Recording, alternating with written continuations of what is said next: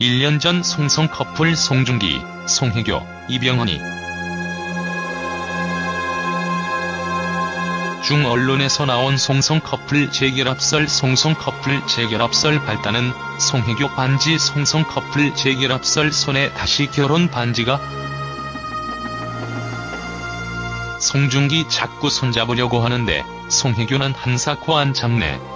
키읔키읔 결혼하는 거 알고 보니까 귀엽다.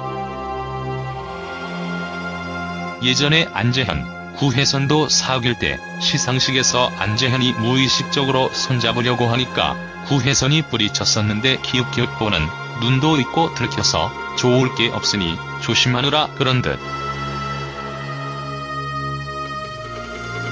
각과 같은 소리 하고 자빠졌네.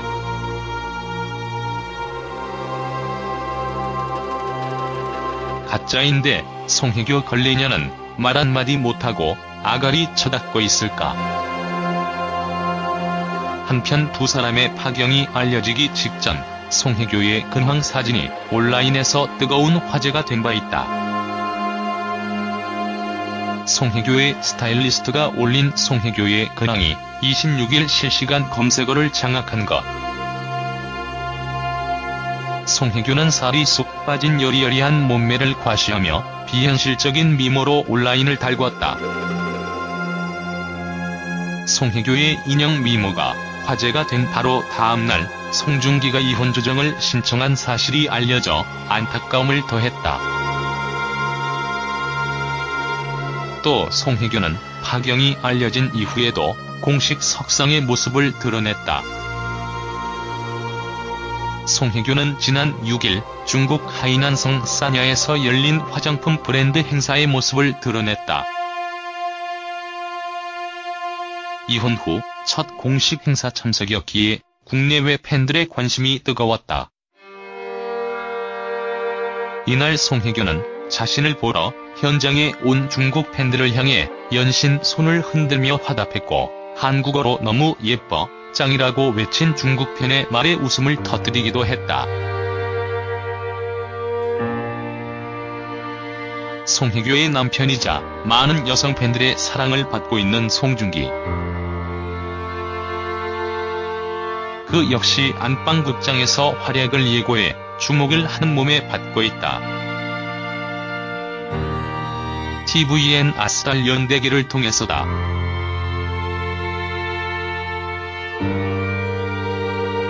아스달 연대기는 상고시대의 문명과 국가의 이야기를 다룬 고대 인류사 판타지 드라마.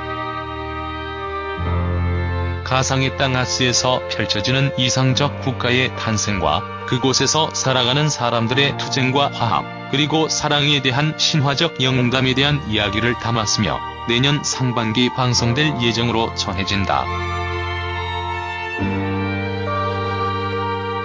2008년 영화 쌍화점 단역으로 데뷔한 송중기는 2010년 드라마 성균관 스캔들로 대중적 인기를 얻었다.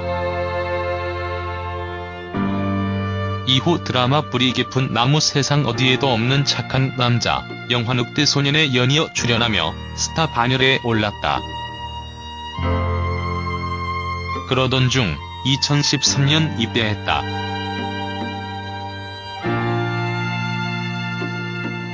군대에 있는 동안 손현주 선배님의 말을 많이 떠올렸어요.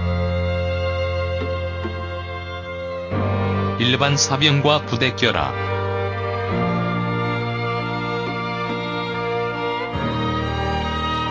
배우로서 얻는 것이 많을 것이라고 말씀하셨는데 그 말이 맞았어요.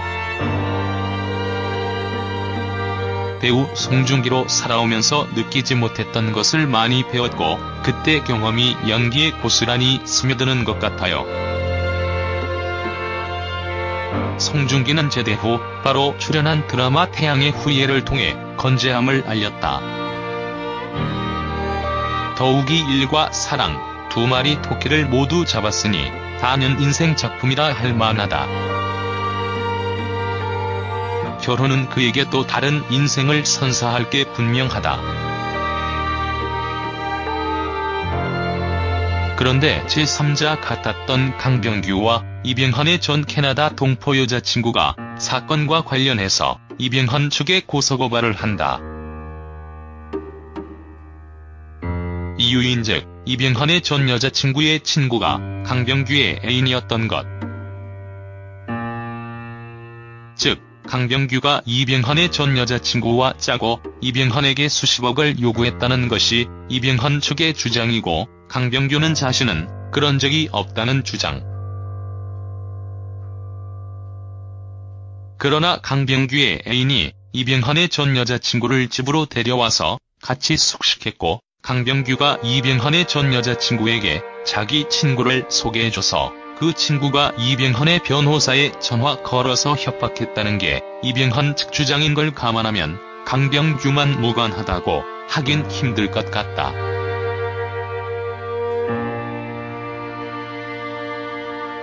서울중앙지검 형사지부는 30일 방송인 강병규가 이병헌을 명예훼손으로 고소한 사건을 무혐의로 처분했다고 밝혔다. 강병규는 지난 3월 이병헌이 사생활 폭로 등 협박 사건의 배후 인물로 자신을 지목한 것에 대해 반발해 이병헌을 검찰에 고소했다. 검찰은 무혐의 처분 이유에 대해 강병규가 명예훼손 정황에 대한 구체적인 진술을 하지 않았고, 이병헌이 서면을 통해 혐의 내용을 부인했다. 고전했다. 이번 무혐의 결정에 따라 이병헌과 강병규를 둘러싼 각종 형사 고소 사건들의 검찰 수사는 사실상 모두 일단락된 것으로 보인다. 2018년 산체스앤드마이크로 납부모 사기 사건 이후 유명 연예인들의 일가족의 채무가 이슈화됐는데, 이 와중에 이병헌은 부친의 빚을 전부 청산했다는 것이 밝혀져서 다시 재조명되었다.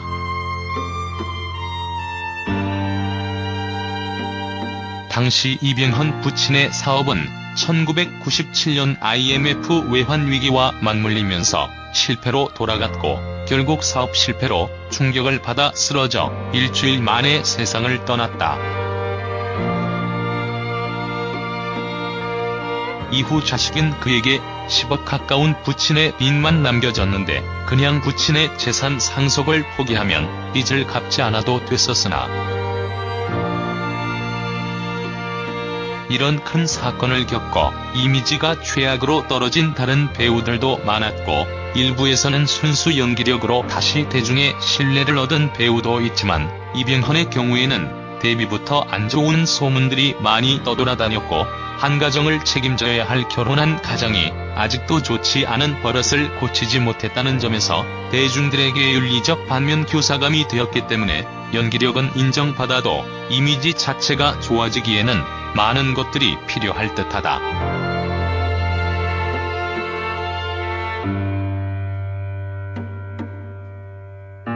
오늘 주제로 현빈 손예진 열애 그리고 송혜교 강소라 결별 이유에 대해서 알아보도록 하겠습니다. 올해 들어서 벌써 두 번째 열애설이 보도되었더라고요. 1월 10일 그리고 1월 21일 양측 모두 소속사를 통해서 전혀 아니다, 사실이 아니다 라는 입장을 밝히기는 했지만, 뭔가 이런 말이 계속해서 나오는 것에는 분명 이유가 있을 것이라는 생각이 드는 것은 어쩔 수 없는 것 같습니다.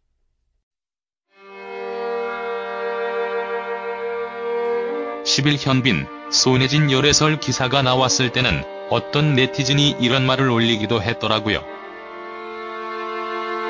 송중기가 출연한 류승환 감독의 영화 군함도는 19세기 후반부터 1960년대까지 미쓰비시사의 탄광 사업으로 번영을 누린 일본 가시마 섬을 배경으로 한다. 섬 모양이 군함과 닮아 군함도라 불렀다.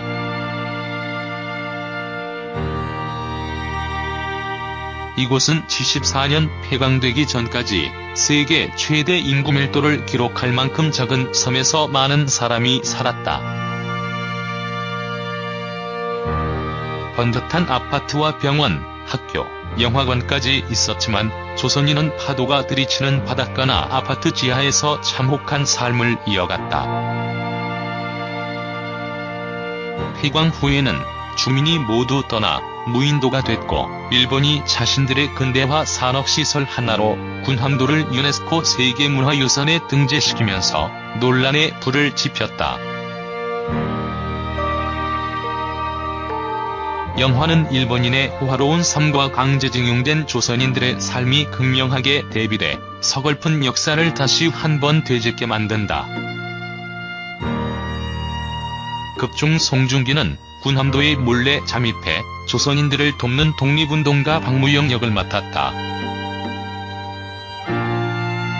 황정민, 소지섭, 이정현 등 선골근 배우가 대거 출연한다. 캐릭터가 주는 무게감보다 소재가 주는 압박감이 매우 컸어요. 대본을 받고 처음 한 일이 인터넷에서 군함도를 검색해본 것이었어요. 그만큼 군함도의 역사적 배경을 잘 몰랐고 더 부끄러웠죠. 우리의 암울했던 역사를 소재로 한 작품인 만큼 저 역시 국민으로서, 배우로서 의미 있는 작업이었다고 생각해요. 땅속 깊은 곳에서 강제노동을 하는 조선인을 연기하는 것은 결코 쉽지 않았다. 영화 촬영은 대부분 강원 춘천시에서 진행됐다. 춘천역 앞 공터에 군함도를 재현한 초대형 세트를 6개월에 걸쳐 지었다. 세트장은 지옥계단과 조선인의 주거지역 등 군함도 공간을 섬세하게 살려냈다. 영화에 등장하는 단역들도 작은 키에 65kg 이하 마른 체형의 배우로만 모집했다.